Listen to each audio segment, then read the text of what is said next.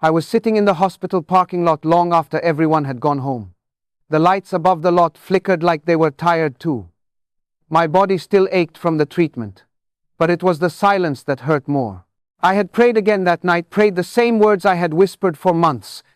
Please, Jesus, heal me. But heaven stayed quiet. And somewhere between the waiting and the wishing, I started to wonder if I had already been forgotten. The rain began to fall softly against the windshield, and for the first time, I didn't try to pray louder than the storm. I just sat there, watching my breath fog the glass, thinking about all the times I had told others to believe. I used to say things like, God still heals today. But now, the words felt heavy in my mouth, like stones I could no longer lift. The truth is, I was afraid not of dying, but of being ignored by the one I loved most. Every sermon I had heard came back to me like an echo. If you have faith the size of a mustard seed, if you believe, you will receive. I had believed. I had shouted, wept, fasted, done everything faith was supposed to look like. And yet, the pain stayed. I looked up at the sky through the fogged window and whispered again, why didn't you heal me? It wasn't anger this time. It was exhaustion, the kind that only comes when hope has been stretched too thin. For a moment, I imagined him beside me, silent, listening. And that thought alone broke me more than his absence ever could. Because if he was listening and still chose to do nothing, what did that mean about his love? I pressed my forehead against the steering wheel, tears falling without sound. I don't need a miracle, I said under my breath. I just need to know you still care. The rain kept falling. The world moved on. And for the first time in my life, I didn't know if faith was supposed to fight harder or finally let go. There was a time when faith felt effortless. I remember standing in crowded revival halls, watching strangers walk to the front and fall to their knees, and I believed with everything in me that God could do anything. I had seen people rise from wheelchairs, tumors shrink, marriages restored in ways that defied explanation. Back then, the air around me always felt electric, thick with certainty, alive with hope. I prayed boldly because I trusted that He heard me, that heaven bent toward the sound of faith. But somewhere between those moments of wonder and this silent season of waiting, something began to change. It was not overnight. It was slow, almost invisible, like a candle burning down without anyone noticing, until the flame flickered. My prayers became quieter, shorter, not because I loved Him less, but because I was tired of hearing nothing in return. I used to tell people that faith moves mountains, but I never realized how heavy the mountain feels when it refuses to move. The night after one of my worst treatments, I sat on the edge of my bed with the Bible open in my lap, reading the verses I once knew by heart. By His stripes, you are healed. I whispered it again and again, as if repetition could force reality to obey. But the pain in my chest pulsed like a heartbeat, stubborn, present, unmoved. I thought of every testimony I had celebrated, every miracle I had clapped for. And then I wondered, why them and not me? Did I miss something? Was there a secret formula that everyone else seemed to understand except me? The more I tried to believe, the more belief began to hurt. I smiled when people said they were praying for me. But inside I felt like a fraud. I had faith. Yes, but it was bruised, trembling, unsure if it still counted. I told myself that maybe I was learning patience, that maybe God was testing my endurance. But tests are supposed to end. Lessons are supposed to reveal something. This felt endless, like being trapped between what I knew of His goodness and what I saw in my reality. Each day blurred into the next. Church services felt like performances I could no longer join. The songs about victory only reminded me of loss. And yet, Even in that quiet disillusionment, something inside refused to die completely. A small flicker, fragile, but alive. Maybe faith was not the roar I once thought it was. Maybe it was this sitting in the darkness, still whispering his name, even when the silence stretched on. I looked at my reflection in the mirror that night, pale and hollow-eyed, and realized that believing was no longer easy. It was an act of defiance, the kind that stands trembling before the mountain and says, "Even if you never move, I still know who made you." I began to study disappointment like scripture. Every verse I once clung to now felt like a riddle I could not solve. I listened to preachers who spoke with unshaken certainty about faith, about how healing was always God's will, about how delay was never denial. I wanted to believe them, but their words scraped against the raw edges of my soul. They made it sound so simple, as if faith was a vending machine and I had inserted the wrong coin. I tried to retrace my prayers, to see where I might have failed. Was it my doubt? My impatience? Did I secretly disqualify myself without realizing it? These thoughts became louder than hope itself. I started to fear that God was disappointed in me, that my sickness was proof of His silence, His way of saying, "You should have trusted me better." Every time someone told me to just believe, I wanted to scream. They didn't understand that I had believed. I had prayed until my throat ached, worshipped until my body shook. I had done everything they said would move heaven, and heaven stayed still. I remember sitting through a sermon one Sunday where the pastor shouted, "If you are still sick, it's because you haven't surrendered everything." The congregation erupted in applause. I sat frozen in the pew, trying not to cry. Because what if he was right? What if I was the problem? I drove home that night in silence, my heart heavy with questions too sacred to say out loud. I started keeping a journal of unanswered prayers, not to accuse God, but to keep track of my confusion. Page after page filled with words like why and when and how long. And though the ink dried quickly, the ache stayed fresh. I could not stop wondering if the same God who healed strangers on the roadside could still look at me and choose not to. Was this punishment? Was it mercy in disguise? My theology began to tremble under the weight of reality. I used to think faith protected you from questions, but now I see that real faith invites them. It's the courage to stand before mystery and say, "I don't understand, but I won't run." Yet even that bravery felt hollow some nights. I wanted more than lessons. I wanted relief. I wanted to feel His hand where it hurt the most. But instead of healing, I found myself sitting in the middle of a long, divine silence, the kind that doesn't offer answers, only endurance. Still, somewhere deep beneath my doubts, I sensed that He was not cruel, that perhaps even this silence was saying something. I just didn't know what yet. So I kept praying, not because I expected Him to speak, but because I needed to remind myself that He still could.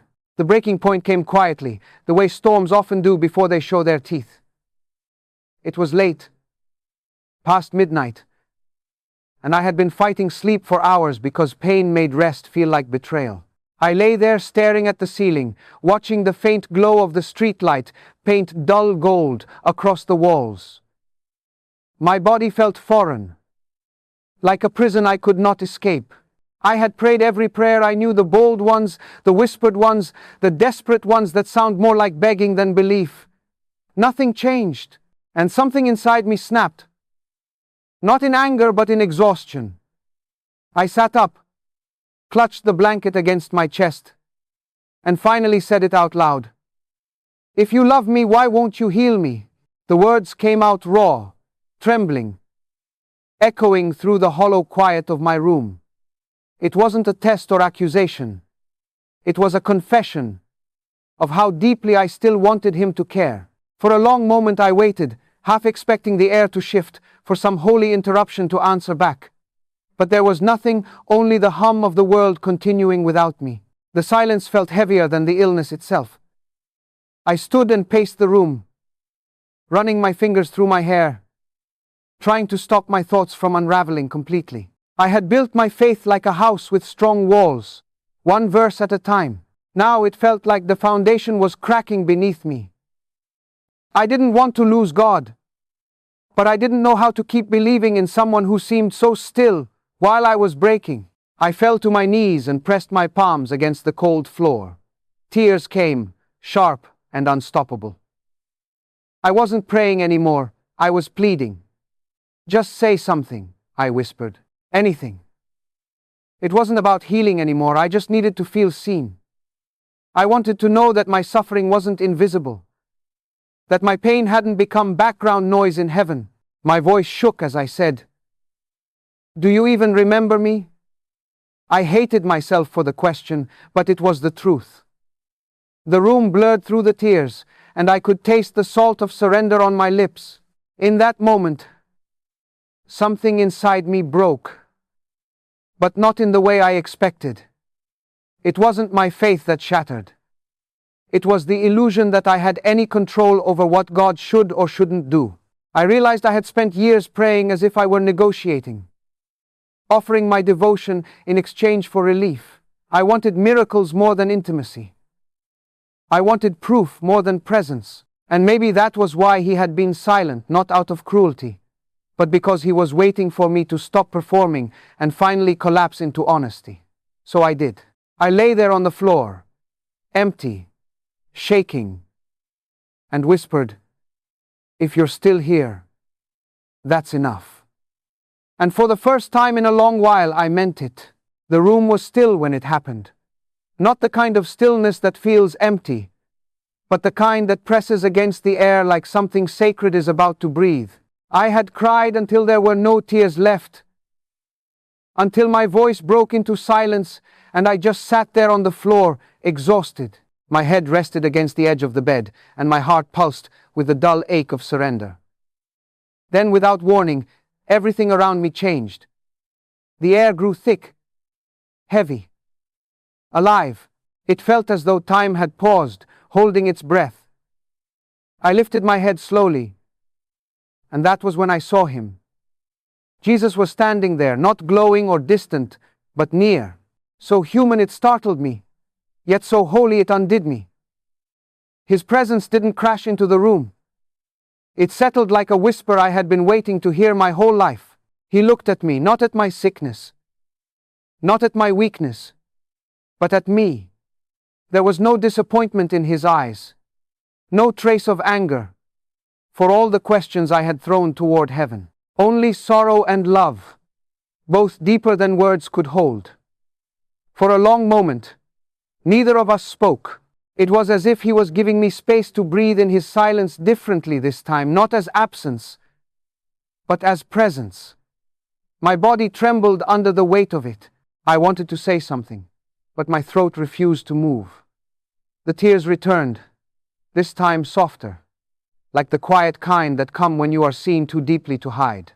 When he finally spoke, his voice was gentle but carried through me like wind moving through fire. "You've been asking me to heal you," he said, "but you haven't asked me to stay with you." The words struck something inside me I didn't know existed. He knelt beside me, close enough that I could feel the warmth of his nearness. His eyes met mine again, steady and unhurried. "Do you want to be healed?" he asked softly. "Or do you want me?" The question cut through every prayer I had ever prayed. My mouth opened, but no sound came out. I didn't know how to answer. I realized in that instant that all my prayers had been about escaping pain, not encountering him within it. I thought of all the nights I begged for a miracle, how I had treated him like a solution instead of a savior. Every word I had ever prayed replayed in my mind, but now they sounded hollow compared to the gravity of his presence. My heart pounded as I looked at him, trembling between desire and understanding. The room around us faded, and it was just him and me, the healer and the unhealed. And as strange as it was, I didn't feel abandoned anymore. For the first time, I wasn't asking for the pain to leave. I was asking him to stay. His question lingered in the air like a slow echo. Do you want to be healed, or do you want me? It was not the question I expected from the God of miracles. It felt almost unfair, like being asked to choose between breathing and living. My mouth stayed open, but words refused to come. He did not rush me. He simply waited. His eyes steady, patient, as if he had all eternity for me to understand. The silence between us was not empty. It was searching. I could feel him looking past my sickness, past my fear, deep into the motives that had shaped my prayers. I wanted to look away, but I couldn't. His gaze held me like light holds dust, exposing, yet gentle. I realized that for so long, my faith had been built around outcomes, not intimacy. I had worshipped him when things worked, trusted him when prayers were answered, praised him when life made sense. But the moment it didn't, I treated his silence like betrayal. I thought I wanted healing. But what I really wanted was control, a version of God who would bend to my pain and fix it on command. It broke me to admit that. Every hallelujah I had sung came back to me now, not as music but as confession. Jesus didn't speak again, but his presence said everything words could not. He reached out his hand, and when his fingers brushed my shoulder, a warmth spread through my chest. It wasn't the kind of power I had imagined, not lightning or fire, but something deeper, quieter, like peace weaving through the cracks of a broken vessel. My heart began to pound as memories flooded my mind. The hospital rooms, the unanswered nights, the prayers that felt wasted. And through it all, his voice repeated inside me, "Do you want me?" I wanted to scream yes, but part of me hesitated, because wanting him meant surrendering the life I thought I deserved. It meant giving up the hope of getting back what I had lost, and choosing instead to find him in what remained. That realization hurt more than my illness ever had. My throat tightened as I whispered, "I don't know how to want you more than healing." My honesty felt small, but he smiled. Not the kind of smile that dismisses weakness, but the kind that welcomes it. He placed his palm over my heart and said softly, "Then start there." The moment he said it, something shifted inside me. The room didn't glow. My pain didn't vanish, but my striving did. I understood then that faith wasn't about chasing miracles. It was about choosing him even when the miracle never comes. His question had not broken me to shame me, it had broken me open, so I could finally love him without conditions. He didn't speak again right away. He simply sat with me in the silence, as if he knew that what I needed most wasn't more words but more truth. My chest felt tight, every breath trembling between shame and surrender. Then Jesus lifted his hand, and suddenly the room seemed to shift around us. The air shimmered like rippling water, and scenes began to form memories. But not the kind that fade at the edges. These were sharp, alive, undeniable. I saw myself praying years ago at a worship night, hands lifted high, tears running down my face. I remembered that moment as holy. But now I could see something I had never noticed before, how much I wanted people to notice my devotion, to see my faith as proof that God was still working. The scene changed. I was in a hospital room, praying with a friend who was sick. My voice sounded confident, rehearsed, like I believed that if I prayed with enough authority, heaven would be obligated to move. I didn't want to lose faith, I wanted to prove it. I watched these moments unfold, each one peeling back a layer I had never dared to touch. My prayers had always been laced with performance, subtle but real. I prayed for healing because I didn't want to look weak. I prayed for miracles because I wanted to feel chosen. I said, "Your will be done." But deep down, I meant as long as it matches mine. The realization broke me. My lips trembled as I whispered, "I didn't know." Jesus turned to me, His eyes filled with that same steady kindness. "You prayed honestly," he said softly. "But sometimes honesty still carries fear." I wanted to hide, but his words weren't scolding. They were freeing. He showed me how my fear of being forgotten had disguised itself as faith. I had been trying to earn his attention instead of trusting that I already had it. Another vision came. I saw myself years earlier, full of joy, standing on a stage telling others that God always answers prayer. Then the image shifted to me, now tired, uncertain, smaller. The contrast stung. But Jesus reached out and gently placed his hand on the younger version of me, then looked back at the present one. "I loved you then," he said, "and I love you now. Nothing changed, but your view of me." His words sank into me like roots finding soil. All this time, I thought unanswered prayers were proof of distance, but now I saw they were invitations to be known, to be humbled, to be healed in ways I never asked for. My tears returned, this time different. They weren't begging anymore. They were release. I whispered, "Then teach me to want you more than answers." And in that moment, he smiled, because that prayer he would never leave unanswered. When his hand rested over my heart, I felt something inside me unravel. It was not the kind of power that made pain disappear. It was gentler, like warmth spreading through ice. My body still hurt, but my soul began to breathe again. Jesus looked at me with that same unhurried compassion, as if he had been waiting for this exact moment all along. "Your wounds," he said quietly, "are not where I failed you. They are where I found you." I didn't know how to respond. My throat tightened as tears filled my eyes again, but they were no longer born of frustration. They were a strange kind of relief, the kind that comes when truth finally reaches a place too deep for words. His palm pressed lightly against my chest, and it felt as though he wasn't touching my body at all. He was touching the fear I had buried there. The fear that if I wasn't healed, I wasn't loved.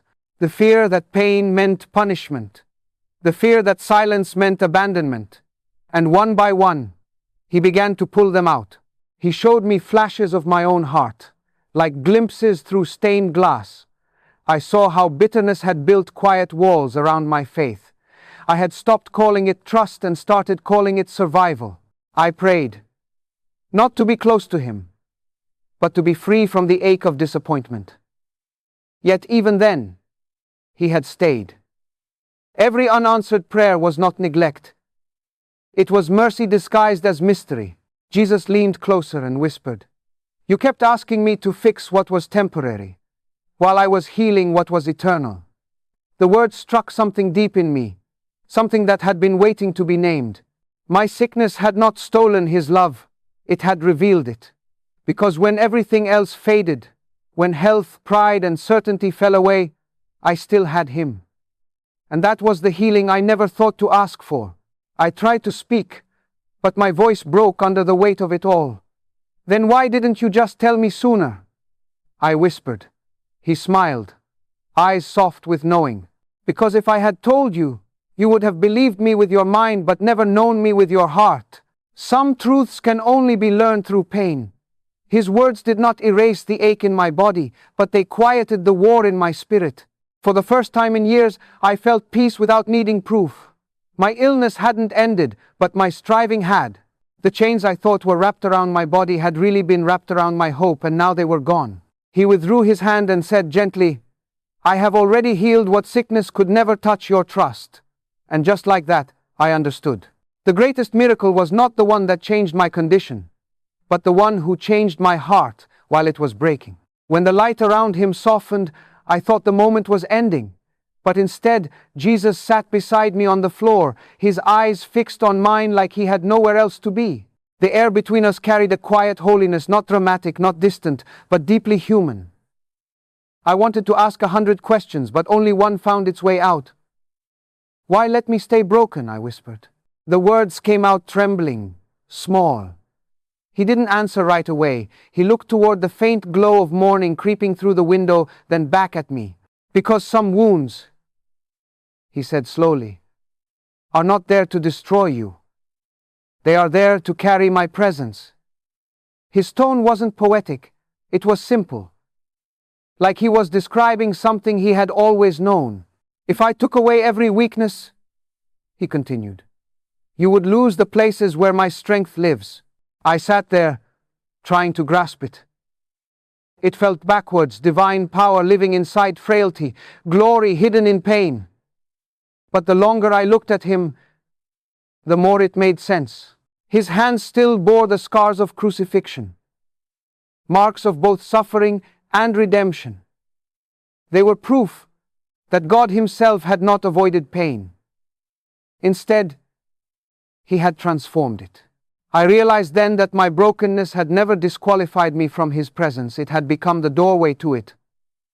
Every sleepless night, every tear that had soaked the pillow, had been seen, held, sanctified. I had begged for healing, but He had been offering something holier Himself. Jesus reached out and touched one of the scars on his wrist. These wounds never closed, He said softly. They are reminders that love does not erase pain, it redeems it. My chest tightened, and I felt tears return. But this time they carried gratitude instead of despair. I thought of all the people I had met who lived with invisible pain, the quiet sufferers, the ones who kept smiling while carrying storms inside. Maybe we were not cursed. Maybe we were the ones entrusted with a kind of beauty the world could not see. He looked at me again, his expression filled with both gravity and tenderness. You will learn to walk with pain, He said, not as an enemy, but as a companion that keeps you close to me. His words settled deep in my bones. For the first time, I no longer felt the need to escape my suffering. It wasn't proof of His absence, it was proof of His nearness. He stood, and though the room began to fade back into the ordinary, something eternal stayed. The pain in my body was still there, but it no longer owned me. I watched the light move across the floor, and I understood that even brokenness, when surrendered, can become holy. Because when love lives inside a wound, it stops being a scar.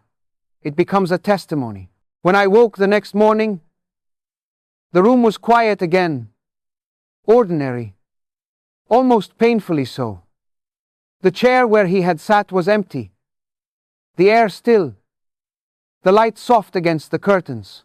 For a moment I wondered if I had imagined it all, if exhaustion had dressed itself as revelation. But then I felt it, a stillness in my chest that I had never known before. The pain in my body was still there, pulsing steady like an unwelcome rhythm.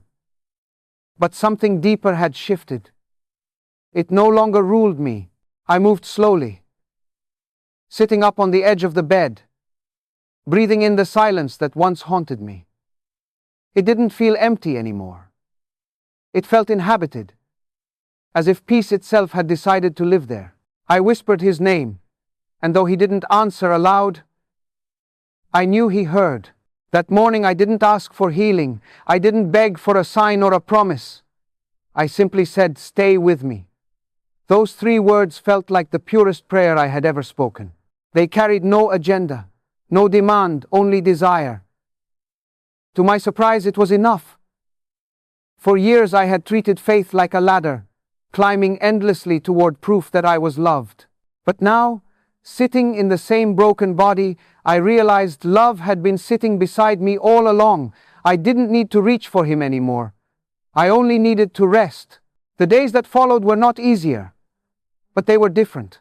I began to notice beauty in small things, the warmth of sunlight on the floor, the sound of rain on the roof, the laughter of strangers passing outside my window. It was as if the world had always been singing, and I was finally quiet enough to hear it. I started to talk to Him differently too. Not the way I used to, loud, desperate, trying to convince heaven to move. Now my prayers sounded more like conversations between friends. Some days I would whisper, "It still hurts," and I could almost feel His quiet reply. His companionship had become my medicine, and His silence no longer frightened me. It felt sacred. like a pause between heartbeats. People often assume healing means the removal of pain, but I was learning that sometimes it means learning to walk with it differently. Every ache in my body had become a reminder of His presence, every scar a mark of His mercy. There was no longer a war between my faith and my weakness. They had finally learned to live together. And maybe that was the miracle all along, not the absence of suffering, but the presence of peace within it. As I lay back down that night, I whispered again, "Stay with me." The air was still, my body weary, but my soul finally rested. For the first time in years, I didn't need to be healed to feel whole.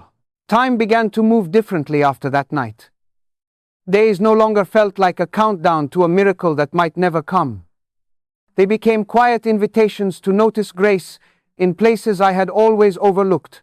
The pain was still there, sometimes sharp, sometimes dull, but it no longer carried the same voice.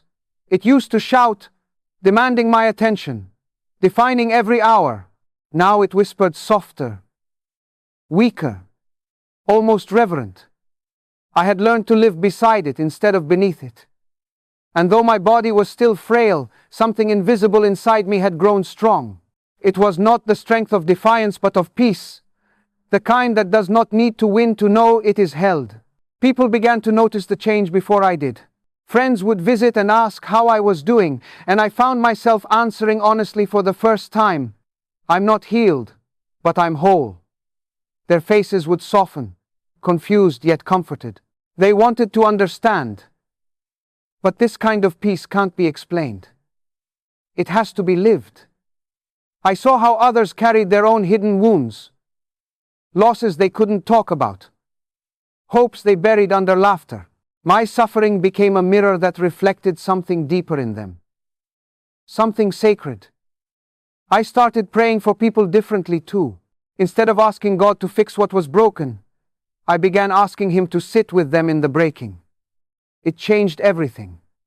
Healing was no longer something to chase. It was something to share. There were moments when loneliness tried to return, when I would feel the ache of what could have been a normal life, a healthy body, a future untouched by limitation. But those thoughts no longer spiraled into despair. They became gentle reminders of how close He had stayed through it all. I would close my eyes and remember His words. "You will learn to walk with pain, not as an enemy, but as a companion that keeps you close to me." And every time I remembered, I felt that same warmth bloom in my chest, the unexplainable peace that had become my constant companion. I began to understand that the world values visible healing, the kind that can be measured, photographed, testified. But heaven celebrates a different kind, the healing no one sees, the one that happens quietly inside the soul, when surrender becomes sweeter than control. That kind of healing doesn't make headlines, but it changes everything. It softens anger, steadies fear, and teaches love that does not depend on circumstance. I saw it in the way I forgave more easily, listened more deeply, and found joy in the smallest kindnesses. My wounds had not disappeared, but they had transformed into doors where God walked in daily. I no longer prayed to be free from my pain. I prayed to never forget the presence I found within it. And that was a prayer He always answered. I used to believe that healing was proof of God's love, that if He really cared, He would fix what was broken. But now I see that sometimes love is the very reason He doesn't. Because love, real love, does not always rescue. Sometimes it refines. The days after my encounter with Jesus began to stretch into weeks, and life quietly returned to its ordinary rhythm. The world around me still looked the same: hospital visits, long nights, slow mornings, but my heart had changed its language. I no longer spoke to Him as a desperate beggar at the gates of heaven. I spoke as one who had been invited inside. Pain was still present, but panic was gone. I had stopped trying to force answers out of silence, and learned instead to listen for the heartbeat of peace beneath it. And it was there, steady, faithful, alive. There are moments I still feel the sting of what I've lost, strength that never returned, dreams I had to lay down, prayers that remain unanswered. But I no longer see them as evidence of abandonment. They are reminders of intimacy. They are the places where He taught me dependence, where He peeled back everything that distracted me from Him. I used to think His silence was punishment, but now I understand it was protection, keeping me close enough to hear the truth I would have missed if He had simply said yes. Every ache in my body became a quiet sermon, teaching me to trust a God who doesn't need to prove Himself to still be good. One evening, I sat by the window and watched the sky fade from gold to gray. The light moved across the floor, slow and tender, and I felt Him near again, not as vision, not as voice, but as presence.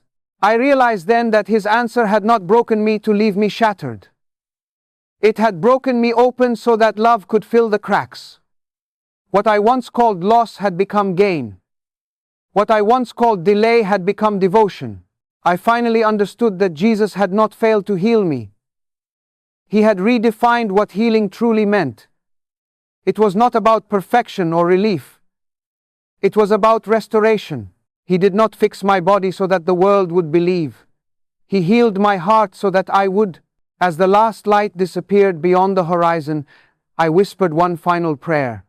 Not for healing, not for change, but for gratitude.